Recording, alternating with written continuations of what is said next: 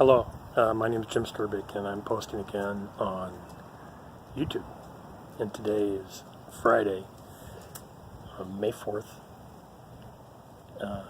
2018. And what a wonderful, beautiful day it is here in beautiful Pacific Grove, California. Backyard, sunny, as always. Beautiful, wonderful, beautiful, purposeful. So, 25 years ago, I was going through a difficult relationship, or what I thought was a difficult relationship. Actually, it was just me. I just didn't know I was doing it. It was my relationship with me. And so this is the second video of many, many steps. So this is the second step, and I call it Be the Observer. So 25 years ago, I found out that Stanford had what they call a particle accelerator. I think it's a Stanford National Accelerator and Collider project in Palo Alto. And they started it in 1962, of all things. October of 1962, how about that? And they, in the late 80s, they finally were able to start the 4-mile track, and they were able to start shooting particles. And they started to find out some interesting things in the 90s, right around 92, 93, 94. And what they found out has really changed the way we live our lives now. And how so?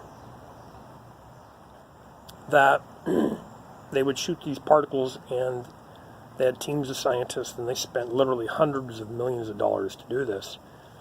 And these are the brightest minds in the world getting together.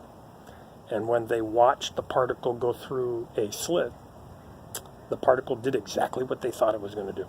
And year after year, they paid hundreds of millions of dollars, and they paid these scientists hundreds of thousands of dollars to watch the particle do exactly what they thought it was doing. It would go through a slit, and when it went through the slit, it would create the same pattern they all expected, an oval in the back of behind the slit. Well, this is interesting because they got tired of it. So they figured, we'll do it with a camera. We're wasting money. So they left, and the camera kept on playing, and the particles started going. And what they found out was that when they weren't there, the particle did something different. That it created a series of patterns when it went through the slit. So that the particle itself actually thinks. And that it creates a connection with whatever it's around or with, or projects an energy to it. This is amazing. So when they were observing it, it did exactly what they thought it was going to do. When they weren't observing it, it did something completely different.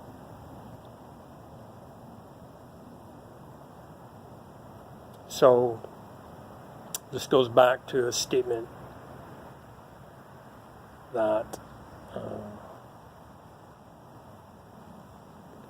people think about in relationships, whether it be a person, your dog, an object in the house. What you